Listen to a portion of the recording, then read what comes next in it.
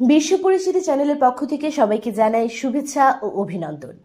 আজকে আমরা পাঠ করব আরিফ আজাদের লেখা বাংলাদেশের বহুল আলোচিত একটি বই প্যারাডক্সিক্যাল সাজিদ থেকে। শুরু করার আগে অনুরোধ করব, আপনি যদি বিশ্ব পরিচিতি চ্যানেলে নতুন হয়ে থাকেন তাহলে চ্যানেলটি সাবস্ক্রাইব করে বেল আইকনটিতে ক্লিক করে রাখুন। পাঠ করছি প্যারাডক্সিক্যাল সাজিদ পার্ট 1 এর পর্ব 1। শিরোনাম: একজন আত্মবিশ্বাসীর বিশ্বাস। আমি রুমে ঢুকেই দেখি সাজিদ কম্পিউটারের সামনে উবু হয়ে বসে আছে। খটাখট কি যেন টাইপ করছে হয়তো। আমি জগ থেকে পানি ঢালতে লাগলাম। প্রচন্ড রকম তৃষ্ণায় বুক ফেটে যাবার জোগাড়। সাজিদ কম্পিউটার থেকে দৃষ্টি সরিয়ে আমার দিকে তাকিয়ে বলল, কিরে, কিছু হইল? আমি হতাশ গলায় বললাম, না। তার মানে তোকে 1 বছর ড্রপ দিতেই হবে? সাজিদ জিজ্ঞেস করলো। আমি বললাম, কি আর করা, আল্লাহ যা করেন ভালোর জন্যই করেন। সাজিদ বলল, তোদের এই এক দোষ বুঝলি, দেখছিস পুরো অ্যাটেন্ডেন্সের জন্য 1 বছর ড্রপ খাওয়াচ্ছে, তার মধ্যেও বলছিস আল্লাহ যা করেন ভালোর জন্য করেন। ভাই, এইখানে কোন ভালোটা তুই পাইলি বলতো? সাজিদ সম্পর্কে কিছু বলে নেওয়া দরকার। আমি আর সাজিদ রুমমেট। সে ঢাকা বিশ্ববিদ্যালয়ের মাইক্রোবায়োলজিতে পড়ে। প্রথম জীবনে খুব ধার্মিক ছিল, নামাজ কালাম করত। বিশ্ববিদ্যালয়ে এসে কিভাবে যেন অ্যাগনোস্টিক হয়ে পড়ে। আস্তে আস্তে স্রষ্টার ওপর থেকে বিশ্বাস হারিয়ে এখন পুরোপুরি নাস্তিক হয়ে গেছে। ধর্মকে এখন সে আবর্জনা জ্ঞান করে। তার মতে পৃথিবীতে ধর্ম এনেছে মানুষ, আর ঈশ্বর ধারণাটাই এইরকম স্বার্থন্বেষী কোনো মহলের মস্তিষ্ক প্রসূত। সাজিদের সাথে এই মুহূর্তে তর্কে জড়াবার কোনো ইচ্ছে আমার নেই, কিন্তু তাকে একদম ইগনোর করেও যাওয়া যায় না। আমি বললাম, আমার সাথে তো এর থেকেও খারাপ কিছু হতে পারত, ঠিক না? আরে, খারাপ হবার আর কিছু বাকি আছে কি? হয়তো। যেমন? এরকমও তো হতে পারত, ধর আমি সারা বছর একদমই পড়াশোনা করলাম না, পরীক্ষায় ফেল মারলাম। এখন ফেল করলে আমার 1 বছর ড্রপ যেত। হয়তো ফেইলের অপমানটা আমি নিতে পারতাম না, আত্মহত্যা করে বসতাম। সাজিদ করে হাসা শুরু করলো। বলল, কি বিদঘুটে বিশ্বাস নিয়ে চলিস রে ভাই। এই বলে সে আবার হাসা শুরু করলো, বিদ্রুপাত্মক হাসি। রাতে সাজিদের সাথে আমার আরো 1 দফা তর্ক হলো। সে বলল, আচ্ছা, তোরা যে স্রষ্টায় বিশ্বাস করিস, কিসের ভিত্তিতে? আমি বললাম, বিশ্বাস 2 ধরনের। একটা হলো প্রমাণের ভিত্তিতে বিশ্বাস, অনেকটা শর্তারূপে বিশ্বাস বলা যায়। অন্যটি হলো প্রমাণ ছাড়াই বিশ্বাস। সাজিদ হাসল। সে বলল, দ্বিতীয় ক্যাটাগরিকে সোজা বাংলায় অন্ধবিশ্বাস বলে। রে আবুল, বুঝলি?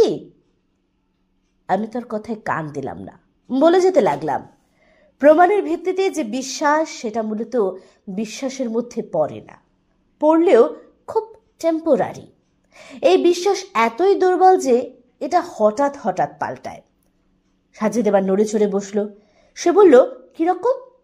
আমি বললাম, এই যেমন ধর, সূর্য আর পৃথিবীকে নিয়ে মানুষের একটি আদিম কৌতূহল আছে।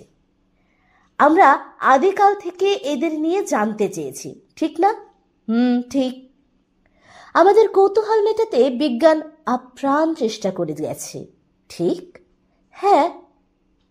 আমরা একটা ছিলাম। আমরা নির্ভুলভাবে জানতাম বা জানতে চাইতাম যে সূর্য আর পৃথিবীর রহস্যটা আসলে কি। সেই সুবাদে পৃথিবীর বিজ্ঞানীরা নানান সময় নানান তত্ত্ব আমাদের সামনে এনেছেন। পৃথিবী আর সূর্য নিয়ে প্রথম ধারণা দিয়েছেন গ্রিক জ্যোতির্বিজ্ঞানী টলেমি। টলেমি কি বলেছিল সেটা নিশ্চয়ই তুই জানিস? সাজিদ বলল, হ্যাঁ। সে বলেছিল সূর্য পৃথিবীর 4 দিকে ঘোরে। একদম তাই, কিন্তু বিজ্ঞান কি আজও টলেমির থিওরিতে বসে আছে? নেই। কিন্তু কি জানিস, এই টলেমির থিওরিটা বিজ্ঞান মহলে টিকেছিল পুরো 250 বছর। ভাবতে পারিস, 250 বছর পৃথিবীর মানুষ, যাদের মধ্যে আবার বড় বড় বিজ্ঞানী, ডাক্তার, ইঞ্জিনিয়ার ছিল, তারাও বিশ্বাস করত যে সূর্য পৃথিবীর চারদিকে ঘোরে। এই 250 বছর তাদের মধ্যে যারা যারা মারা গেছে, তারা এই বিশ্বাস নিয়েই মারা গেছে যে সূর্য পৃথিবীর চারদিকে ঘোরে। সাজিদ সিগারেট ধরালো। সিগারেটের ধোঁয়া ছাড়তে ছাড়তে বলল, তাতে কি, তখন তো আর টেলিস্কোপ ছিল না, তাই ভুল মতবাদ দিয়েছে আর কি। পরে নিকোলাস কোপারনিকাসের সাথে তার থিওরিকে ভুল প্রমাণ করল না? হ্যাঁ, কিন্তু কোপারনিকাস একটা মস্ত বড় ভুল করে গেছে। সাজিদ প্রশ্ন করল, কিরকম? অদ্ভুত, এটা তো তোর জানার কথা। যদিও কোপারনিকাস টলেমির থিওরির বিপরীত থিওরি দিয়ে প্রমাণ করে দেখিয়েছিলেন যে সূর্য পৃথিবীর চারপাশে নয়, পৃথিবী সূর্যের চারপাশে ঘোরে। কিন্তু তিনি এক জায়গায় ভুল করেন, এবং সেই ভুলটি বিজ্ঞান মহলে বীর দর্পে টিকেছিল গোটা 50 বছর। কোন ভুল? উনি বলেছিলেন পৃথিবী সূর্যকে কেন্দ্র করে ঘোরে, কিন্তু সূর্য ঘোরে না, সূর্য স্থির। কিন্তু আজকের বিজ্ঞান বলে না, সূর্য স্থির নয়, সূর্য নিজের কক্ষপথে অবিরাম ঘূর্ণয়নরত অবস্থায় আছে। সাজিদ বলল, সেটা ঠিক বলেছিস, কিন্তু বিজ্ঞানের এটাই নিয়ম যে এটা প্রতিনিয়ত পরিবর্তিত হয়, এখানে শেষ বা ফাইনালের কিছুই নেই। একদমই তাই, বিজ্ঞানের শেষ ফাইনাল বলে কিছুই নেই। একটা বৈজ্ঞানিক থিওরি 2 সেকেন্ডও টেকে, আবার আরেকটা 200 বছরও টিকে যায়। তাই প্রমাণ বা দলিল দিয়ে যা বিশ্বাস করা হয় তাকে আমরা বিশ্বাস বলি না, এটাকে আমরা বড়জোর চুক্তি বলতে পারি। চুক্তিটা এরকম, তোমায় ততক্ষণ বিশ্বাস করব যতক্ষণ তোমার চেয়ে অথেন্টিক কিছু আমাদের সামনে না আসে। সাজিদ আবার নড়ে চড়ে বসল। সে কিছুটা একমত হয়েছে বলে মনে হচ্ছে। আমি বললাম, ধর্ম বা সৃষ্টিকর্তার ধারণা, অস্তিত্ব হচ্ছে ঠিক এর বিপরীত। দেখ, বিশ্বাস আর অবিশ্বাসের মধ্যকার এই গূঢ় পার্থক্য আছে বলে আমাদের ধর্মগ্রন্থের শুরুতেই বিশ্বাসের কথা বলা আছে। বলা আছে, এটা তাদের জন্য যারা বিশ্বাস করে। সূরা বাকারা আয়াত 2। যদি বিজ্ঞানের শেষ বা ফাইনাল কিছু থাকতো, তাহলে হয়তো ধর্মগ্রন্থের শুরুতেই বিশ্বাসের বদলে বিজ্ঞানের কথাই বলা হতো। হয়তো বলা হতো, এটা তাদের জন্যই যারা বিজ্ঞান মনস্ক। কিন্তু যে বিজ্ঞান সদা পরিবর্তনশীল, যে বিজ্ঞানের নিজের ওপর নিজেরই বিশ্বাস নেই, তাকে কিভাবে অন্যরা বিশ্বাস করবে? সাজিদ বলল, কিন্তু যাকে দেখি না, যার পক্ষে কোনো প্রমাণ নেই, তাকে কি করে আমরা বিশ্বাস করতে পারি? সৃষ্টিকর্তার পক্ষে অনেক প্রমাণ আছে, কিন্তু সেটা বিজ্ঞান পুরোপুরি দিতে পারে না। এটা বিজ্ঞানের সীমাবদ্ধতা, সৃষ্টিকর্তার নয়। বিজ্ঞান অনেক কিছুরই উত্তর দিতে পারে না, লিস্ট করতে গেলে অনেক লম্বা একটা লিস্ট হয়ে যাবে। সাজিদ রাগি রাগি গলায় বলল, ফাজলামো করিস আমার সাথে? আমি হাসতে লাগলাম, বললাম, আচ্ছা শোন, বলছি, তোর প্রেমিকার নাম মিতু না? এখানে প্রেমিকার ব্যাপার আসছে কেন? আরে বল না আগে। হ্যাঁ, কিন্তু মনে করিস না, কথার কথা বলছি। ধর আমি মিতুকে ধর্ষণ করলাম, রক্তাক্ত অবস্থায় মিতু তার বেডে পড়ে আছে। আরো ধর তুই কোনোভাবে ব্যাপারটা জেনে গেছিস। এখন বিজ্ঞান দিয়ে ব্যাখ্যা কর দেখি, মিতুকে ধর্ষণ করায় কেন আমার শাস্তি হওয়া দরকার? সাজিদ বলল, ক্রিটিক্যাল কোশ্চেন্স। একটা বিজ্ঞান দিয়ে কিভাবে ব্যাখ্যা করব? আগেই বলেছি, এমন অনেক ব্যাপার আছে যার উত্তর বিজ্ঞানে নেই। কিন্তু এর সাথে স্রষ্টায় বিশ্বাসের সম্পর্ক কি?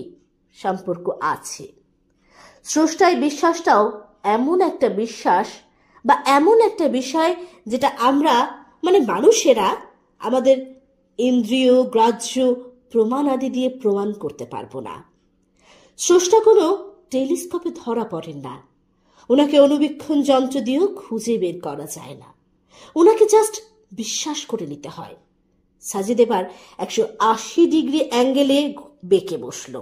সে বলল, ধুর, কিসের কিসের কি সব বুঝাচ্ছিস? যা দেখি না তাকে বিশ্বাস করে নেব? আমি বললাম, হ্যাঁ, পৃথিবীতে অবিশ্বাসী বলে কেউই নেই, সবাই বিশ্বাসী। সবাই এমন কিছু না কিছুতে বিশ্বাস করে যা তারা আদৌ দেখেনি বা দেখার কোনো সুযোগও নেই, কিন্তু এটা নিয়ে তারা প্রশ্ন তোলে না, তারা নির্বিঘ্নে তাতে বিশ্বাস করে যায়। তুইও সেরকম। সাজিদ বলল, আমি? পাগল হয়েছিস? আমি না দেখে কোনো কিছুতেই বিশ্বাস করি না, করব না। তুই করিস, এবং এটা নিয়ে তোর মধ্যে কোনো দিন কোনো প্রশ্ন জাগেনি, এবং আজকে এই আলোচনা না করলে হয়তো জাগতও না। সে আমার দিকে তাকিয়ে রইল। বললাম, জানতে চাস? আবার বলছি, কিছু মনে করিস না, যুক্তির খাতিরে বলছি, বল। আচ্ছা, তোর বাবা মার মিলনেই যে তোর জন্ম হয়েছে সেটা তুই দেখেছিলি? বা এই মুহূর্তে কোনো এভিডেন্স আছে তোর কাছে? হতে পারে তোর মা তোর বাবা ছাড়া অন্য কারোর সাথে দৈহিক সম্পর্ক করেছে তোর জন্মের আগে। হতে পারে তুই ওই ব্যক্তিরই জৈব ক্রিয়ার ফল। তুই এটা দেখেছিস? দেখিসনি তো। কিন্তু কোনো দিন কি তুই তোর মাকে এটা নিয়ে প্রশ্ন করেছিলি? করিসনি।